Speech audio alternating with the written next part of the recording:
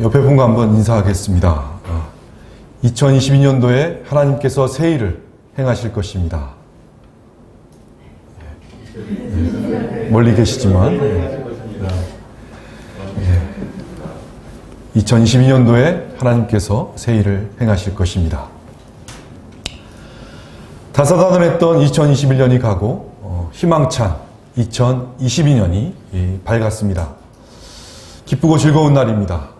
희망찬 새해입니다. 올 한 해도 하나님께서 우리 학교를 통해서 주실 복과 은혜를 생각하니 가슴이 벅차오릅니다. 2021년도에 하나님께서 우리 학교에 주시는 은혜와 기적들이 있었습니다. 그러한 모든 것들을 주님께 감사하면서 새롭게 출발하는 시간이 되어지기를 바랍니다. 오늘 하나님의 말씀을 통해 새해를 위한 세 가지 제안을 나누기를 원합니다. 먼저 첫 번째, 자족의 비밀을 배우는 2022년도가 됩시다. 따라서 하시겠습니다. 자족의 비밀을 배우는 2022년도가 됩시다. 아멘. 아멘. 11절, 12절, 13절 PPT를 보시면서 한번 같이 함께 읽도록 하겠습니다. 어떠한 형편에든지 나는 자족하기를 배웠노니 모든 일에 배부르며 배고픔과 풍부와 궁핍에도 일체의 비결을 배웠노라. 내게 능력 주시는 자 안에서 내가 모든 것을 할 수 있느니라. 아멘. 아멘. 이 11절에 바울은 어떠한 형편에든지 자족하기를 배웠다고 합니다. 12절에서 그는 더욱 구체적으로 들어갑니다. 배부름이나 배고픔, 궁핍이나 풍부 가운데서도 자족하는 비결을 배웠노라고 말합니다. 여기서 배웠다라는 말이 두 번 반복해서 나오는데요. 이는 인간적으로 자연스럽게 자동으로 되어지는 것이 아님을 말해주고 있습니다. 배운다는 것은 훈련되어져야 한다는 말과 같은 의미인데요. 즉, 머리로 배운 지식에 그치는 것이 아닌 행동으로 습관화되어야 한다는 것을 말하고 있습니다. 자족하는 삶이 행복한 삶인 것을 지혜로운 사람이라면 다 압니다. 그런데 이것이 안다고 되는 것이 아니지 않습니까? 이것은 경험되어져야 하는 삶의 교육입니다. 사도 바울은 배부를 때, 풍부할 때 자족하는 것을 배웠다고 말합니다. 이건 당연하다고 생각하십니까? 배부를 때, 풍부할 때. 배부르면 당연히 자족해야지 라고 생각할 수 있습니다. 그런데 실제로 풍부한 삶을 살고 있는 사람들을 보십시오. 그들은 가질수록 더욱 소유하기를 원합니다. 요즘 한국은 정말 먹을 것이 많습니다. 제가 학생 때는 초밥 하나 참 먹고 싶어서 그랬던 때가 엊그제 같은데 지금은 스마트폰 터치 하나면 집 앞까지 초밥도 갖다 주고 우동도 갖다 주는 시대에 우리가 살고 있습니다. 그런데 왜 먹을 것이 많을수록 사람들은 더욱 맛집 찾기에 갈급할까요? 인간은 이 근본적으로 스스로 만족함이 없습니다. 그리고 인정하든 안 하든 욕심쟁이들입니다. 어떤 사람은 먹는 거, 입는 것에 욕심이 없을 수 있습니다. 나는 먹는 거, 입는 것에 욕심이 없어. 그러나 자세히 살펴보면 다른 욕심이 분명히 있습니다. 좋아 보이는 욕심도 있습니다. 지식, 학문, 학력에 대한 끝없는 욕심이 있을 수 있습니다. 누구든지 열심히 사는 것은 칭찬할 만한 일입니다. 그러나 그 열심이 자신에게 주어진 것에 만족함이 없기에 끝없이 무언가를 추구하는 삶이라면 그러한 삶은 불쌍한 삶인 것입니다. 사도 바울은 배고픔과 궁핍 가운데서도 자족한다고 말합니다. 하나님의 은혜로 저는 너무 배부르지도 너무 궁핍하지도 않게 살아온 것 같습니다. 원하는 만큼 고기를 먹고 자라지는 못했지만 중고등학교 때 고기를 달라고 했더니 어머니에게, 어머니께서 저에게 그러시더라고요.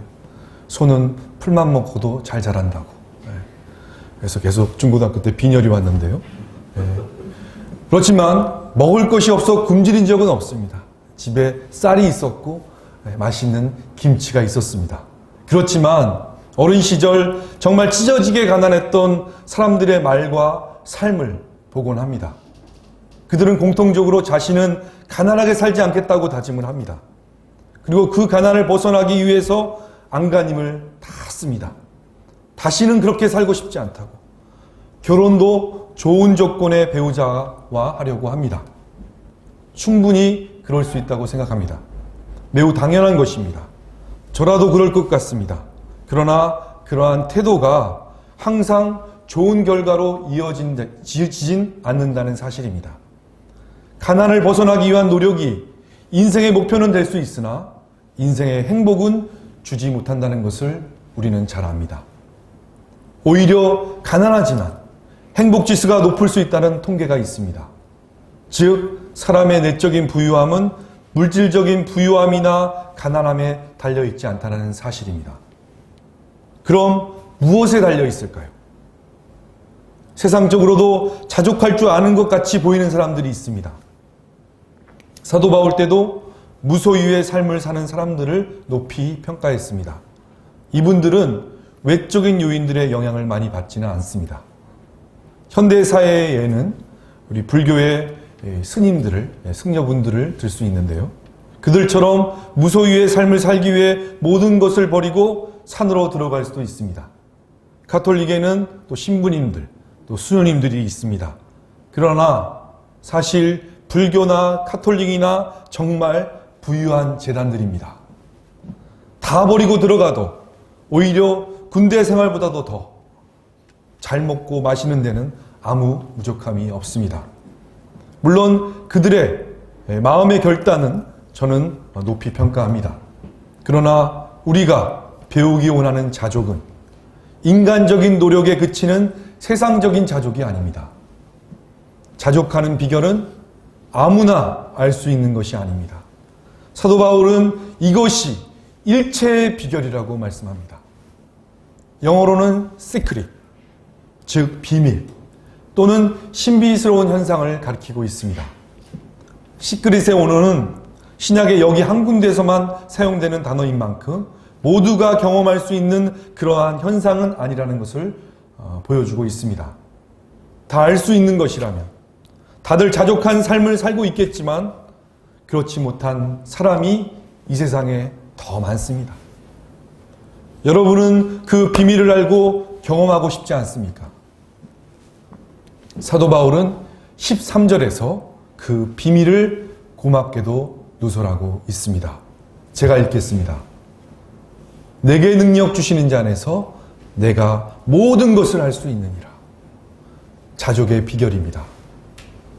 배부를 때나 배고플 때나 풍부할 때나 궁핍할 때나 내게 능력 주시는 자 안에서 내가 모든 것을 할 수 있느니라. 우리가 너무나도 잘 알고 외우고 있는 말씀입니다. 그런데 아는 만큼 체험하고 있는지가 더욱 중요할 것입니다. 솔직히 말씀드리자면 하나님이 저에게 지금보다도 조금 더 궁핍하게 하시면 자족할 자신이 없습니다. 어제도 밤에 가정 예배를 드리는데 오늘부터 첫째 아들은 고3, 또 둘째 아들은 또 고2, 우리 막내딸 그렇게 공부를 좋아하진 않는데 중3을 준비해야 되겠다고 기도 제목을 내놨는데요. 내가 당연히 여기는 것들이 사라진다면 적어도 처음에는 불평불만이 많을 것 같습니다. 반대로 재벌들처럼 풍요로움을 주신다 해도 욕심 부리지 않을 자신이 없습니다. 솔직히 없습니다. 예수님은 부자가 천국에 들어가는 것이 낙타가 바늘구멍에 들어가는 것보다 어렵다고 하셨습니다. 저는 자족하며 살 능력이 없습니다. 그렇지만 우리에게 굿뉴스, 좋은 소식이 있습니다. 능력을 주시는 예수 그리스도가 계십니다. 예수님은 하나님의 아들이시고 하나님이시지만 모든 것을 버리시고 아기의 모습으로 이 땅에 오셨습니다. 그리고 모든 것을 소유하셨지만 모든 것을 주셨습니다. 생명까지도 주셨습니다. 육신에 먹고 마시는 것도 언제든지 기적을 베풀어서 배불리 먹고 마실 수 있었지만 영의 양식을, 생명의 양식을 더욱 중요히 여기셨습니다. 요즘 만족과는 점점 멀어지는 시대를 살고 있습니다.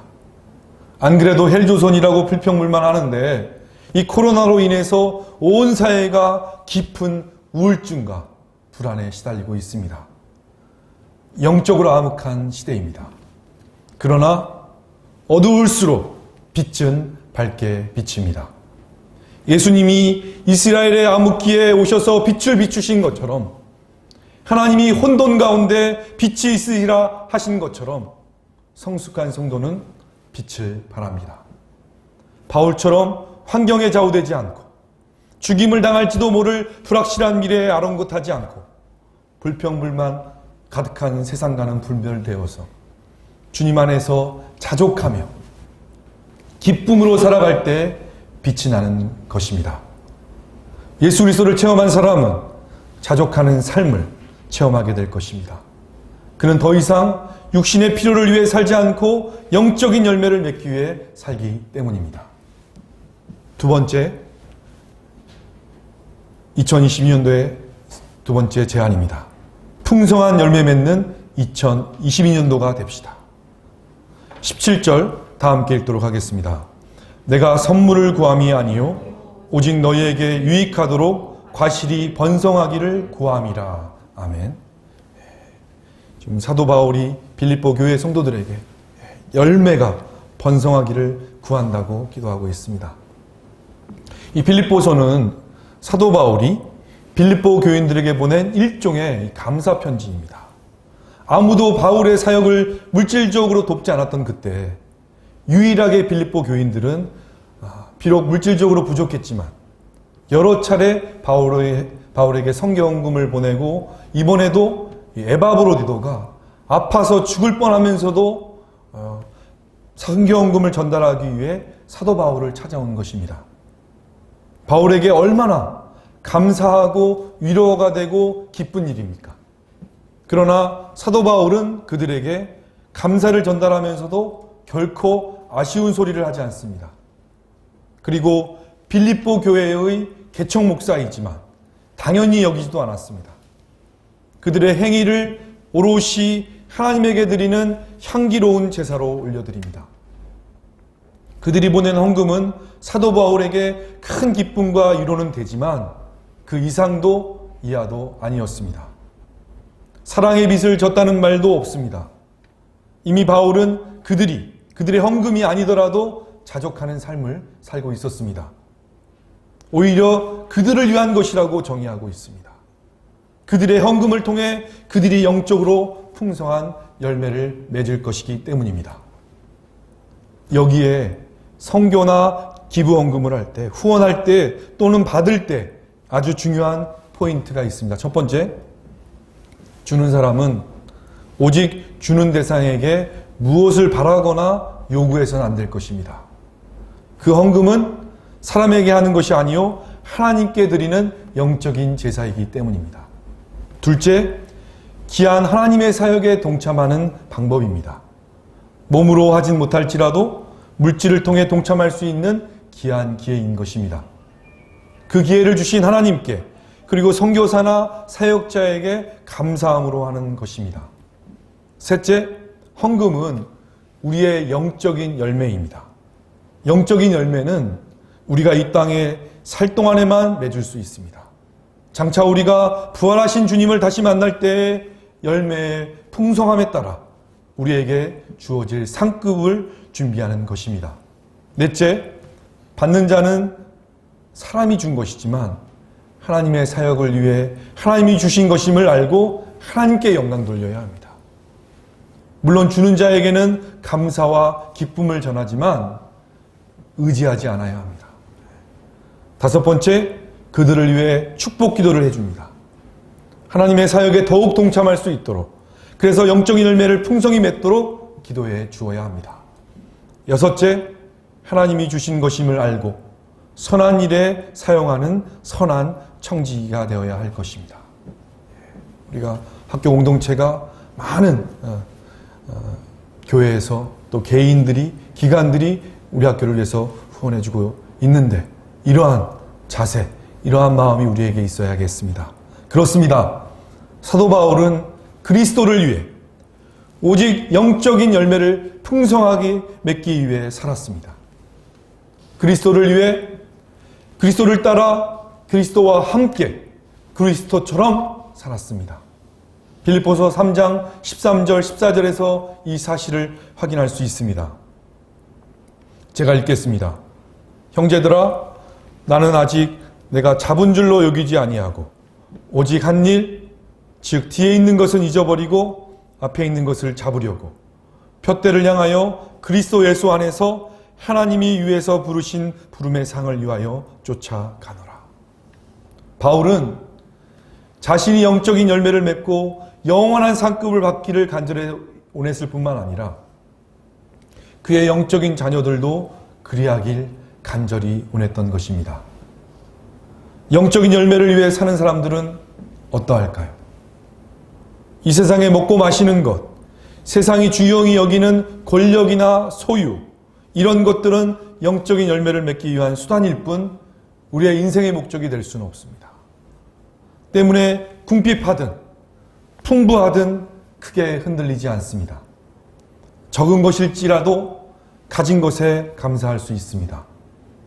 예수 그리스도 한 분만으로 족하다고 고백하는 사람들입니다. 제가 수년 전에 한 인터뷰를 했습니다.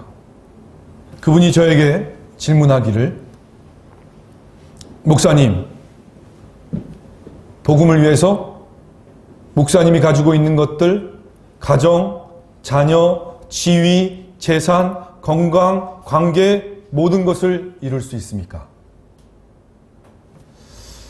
아주 잠깐 멈칫했습니다. 그리고 나지막히 네라고 대답했습니다. 마음이 울컥했습니다. 제가 받은 질문을 이 자리에 계신 우리 교직원분들에게 질문합니다. 복음을 위해서, 예수 그리스도를 위해서 여러분이 가지고 있는 가정, 자녀, 지위, 재산, 건강, 관계, 모든 것을 내려놓을 수 있으십니까? 그날 물었던 질문을 오늘 다시 묻고 싶습니다. 2022년도를 시작하면 가장 먼저 물어야 할 질문입니다. 나는 예수 그리스도 한 분만으로 족한가? 우리 입장에서는 어찌 그게 가능한가라고 반문할 수 있지만 하나님 입장에서는 답은 오직 하나입니다. 예수 그리스도 외에는 만족이 없다는 것이 진리입니다. 주님은 우리의 답을 듣기를 원하십니다. 주 예수 그리스도 한 분만으로 족합니다.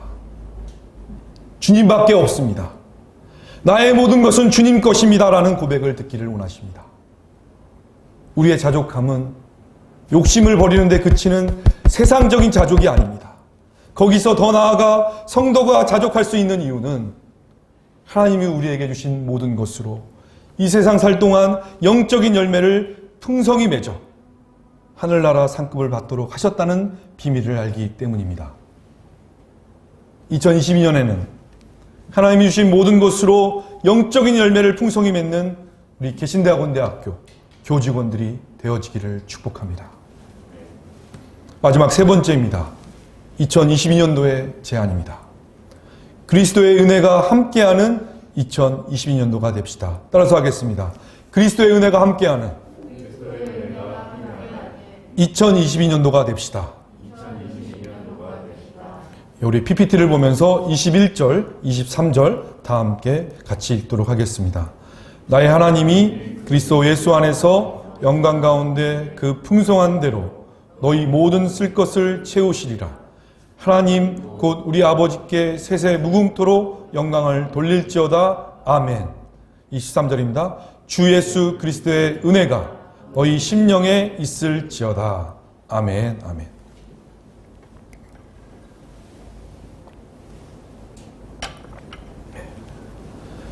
사도 바울의 피로를 넘치도록 빌립보 성도들에게 바울은 축복을 합니다. 그들의 모든 필요를 채우실 것을 간구합니다. 바울의 모든 필요를 채우시는 하나님이 그들의 모든 필요를 예수 그리스도의 풍성함으로 채우실 것이라고 선포합니다. 하나님의 풍성하심은 한계가 없고 부족함이 없으심을 믿으십니까? 사실 빌립보 교인들은 그리 부유하지 않았습니다. 부유해질 가능성도 별로 없었습니다. 그런데 바울은 어째서 이렇게 당당하게 말할 수 있는 것일까요? 바울이 말하는 모든 필요는 육신적인 필요에 한한 것이 아니라 영적인 필요를 포함하기 때문입니다. 우리는 육신적으로는 무엇이 부족한지, 무엇이 더 필요한지 너무나도 잘 압니다. 이 정도 채워졌으면 만족할 것 같은데 또 만족할 것 같은데 또입니다. 누가 말 안 해줘도 잘 압니다. 어떻게 채우면 좋을지 항상 고민합니다. 오늘 저녁은 뭘 먹을지. 저는 오늘 금식입니다. 저녁에.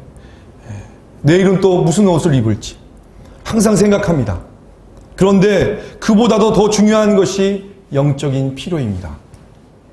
외적으로는 잘 입고 잘 먹고 전혀 부족함이 없어 보이는데 영적으로는 앙상한 뼈만 남은 채 죽어 움직이지 않는 사람들이 우리 주위를 날마다 지나칩니다. 예수님을 믿지 않는 사람들입니다. 교회를 다닌다고 하지만 예수님을 믿지 않는 사람들이 있습니다. 그런가 하면 영적으로 목숨은 붙어 있는데 양식을 간혹가다 한 번씩 공급받아서 아무 힘이 없이 축 처져 있는 사람들도 많습니다. 예수님은 믿는다고 하지만 세상의 방식대로 살아가는 사람들입니다. 우리일 수 있습니다. 내 자신일 수 있습니다. 코로나로 인해 더욱 늘어나고 있습니다. 요즘에 전화신방을 해도 교회에 나오질 않는다고 합니다. 처음에는 코로나 때문이었는데 이제는 집에서 온라인으로 드리는 게 편하니까 불편해서 나오기 싫다고 말하는 성도들도 있습니다. 큰일입니다. 우리의 영도 육신처럼 매일매일 말씀과 기도와 찬양으로 양식을 먹여야 하고 강건케 해야 하는데 눈에 보이질 않으니 더욱 관심을 가져야 합니다. 나의 영이 강건한지 깨어있는지 무엇이 부족한지 날마다 점검해야 합니다. 그리할 때 하나님은 약속하십니다. 우리의 모든 필요를 넘치도록 채우실 것을 약속하십니다. 영적인 부유함을 받아 누리는 성도가 되시기를 축복합니다. 우리에게 꼭 필요한 영적 필요 중 한 가지가 있다면 주 예수 그리스도의 은혜일 것입니다. 특히 사도 바울에겐 더 그랬던 것 같습니다. 빌립보서의 첫 인사도 마지막 인사도 그리스도의 은혜입니다. 더 놀라운 것은 그의 서신들의 끝 구절들은 로마서만 제외하고 모두 은혜를 언급하고 있습니다. 고린도전서 주 예수님의 은혜가 너희와 함께 있을지어다. 나의 사랑이 그리스도 예수님 안에서 너희 모두와 함께 있을지어다. 고린도후서입니다. 축도죠. 우리가 자주 듣는 주 예수 그리스도의 은혜와 하나님의 사랑과 성령님의 교통하심이 너희 모두와 함께 있을지어다. 갈라디아서 열받아서 쓴 서신이 갈라디아서인데요. 바울이 이 베드로와 그의 제자들에게 베드로와 제자들에게 열받아서 쓴 서신이지만 마지막에는 이렇게 마무리합니다. 형제들아 우리 주 예수 그리스도의 은혜가 너희 영에 있을지어다. 아멘. 에베소서 우리 주 예수 그리스도를 변함없이 사랑하는 모든 자들에게 은혜가 있을지어다. 골로새서 나 바울이 친필로 문안한다. 너희는 내가 갇힌 것을 기억하여라. 은혜가 너희와 함께 있을지어다. 데살로니가전서 우리 주 예수 그리스도의 은혜가 너희에게 있을지어다. 데살로니가후서 우리 주 예수 그리스도의 은혜가 너희 모두와 함께 있을지어다. 디모데전서 은혜가 너희와 함께 있을지어다. 디모데후서 나는 주께서 내 심령에 함께 계시기를 바라노니 은혜가 너희와 함께 있을지어다. 빌레몬서 우리 주 예수 그리스도의 은혜가 너희의 영과 함께 있을지어다. 아멘. 이것은 우연의 일치가 아닙니다. 그리스도의 은혜를 누구보다도 뼈저리게 경험하였고 열정적으로 사모하는 사도 바울의 모습을 보여주고 있습니다. 모두 잘 알고 계시듯 사도 바울은 예수 그리스도를 만나기 전과 후가 180도 달랐습니다. 90도 다른 게 아니라 180도 달랐습니다. 다른 정도가 아니라 예수님을 만나기 전에는 예수 그리스도의 적 중의 적이었습니다. 그러한 바울에게 예수님이 친히 나타나셔서 새 삶과 귀한 사명을 주셨습니다. 사도 바울은 이것을 그리스도의 은혜로밖에 이해할 수 없었습니다. 나는 예수를 바울처럼 핍박한 적이 없어. 나는 그와 달라라고 생각할 수 있습니다. 그러나 바울은 선포합니다. 내가 너희에게 여러 번 말을 했고 지금도 눈물을 흘리며 말하지만 많은 이가 그리스도의 십자가의 원수로 행동하고 있다. 바울은 빌립보 교회 안에 있는 교인들을 두고 하는 말입니다. 믿지 않는 자들이 아닙니다. 우리의 이야기일 수 있습니다. 본인이 인식을 하든 안 하든 제 가운데 사는 자, 알고도 하나님의 말씀대로 행치 않는 자는 하나님이 보시기엔 십자가의 원수로 행동하는 자입니다. 죽어야 마땅합니다. 여기에 매일 죄를 짓지 않고 사는 사람 한 명도 없는 줄 압니다. 의인은 없나니 아무도 없습니다. 우리는 주 예수 그리스도의 은혜가 절실히 필요합니다. 필요한 정도가 아니라 없이는 살 수 없습니다. 하나님의 은혜는 우리가 상상할 수 없을 만큼 우리의 삶을 침투하고 붙들고 있습니다. 그의 은혜의 부요하심을 헤아릴 수 없습니다. 믿으십니까? 2021년도 은혜 아니면 설 수 없는 한 해였습니다. 개인적으로도, 가정적으로도, 학교적으로도 무너질 것만 같은 순간들이 찾아왔습니다. 아니, 지금도 힘든 순간들을 지나는 분들이 계실 수 있습니다. 작년 안 될 것 같았지만 외국인 비자 제한이 풀리고 1년 코로나 기간에도 대면 강의가 순조롭게 진행되고 안 될 것 같았지만 한국 복음주의 신학회를 우리 학교에서 개최하고 또 유튜브 채널을 또 시작하게 하시고 뿐만 아니라 계신 40년사 출판 기념예배를 하나님의 은혜 중에 마치게 하셨습니다. 내가 한 것이 아니라 우리가 한 것이 아니라 하나님의 은혜입니다. 후원도 보통의 해보다 더 들어오게 하셨습니다. 금년 또 목회학 석사 신입생 반값 등록금 실현할 수 있게 하셨습니다. 그리고 지난주 마지막 주를 보내면서 또 지난 10년간 우리가 몽골 학생들을 또 섬기고 또 몽골 학생들이 또 우리 학교를 얼마나 또 사랑하는지 또 우리 자연 선생님이 잘하고 계시는데 우리 몽골 사회복지학의 토야 박사님 또 오카 박사님을 우리 학교에 드디어 견임 교수님으로 모시게 되었습니다. 얼마나 기쁜지요. 하나님의 은혜입니다. 토야 박사님 같은 경우에는 2011년도 제가 처음으로 우리 학교에 그분이 오셔서 제가 그분을 또 알바 선생님으로 모시고 진짜 동고동락 여기까지 함께 왔는데요. 하나님의 은혜고 특별히 감사한 것은 오늘 또 대학원위원회에서 통과가 되었는데요. 이 분당 지금 용인이죠. 세대인교회 소왕성 목사님께서 명예박사를 받기로 수락하셨습니다. 2022년은 어떤 일들이 기다리고 있는지 아무도 모릅니다.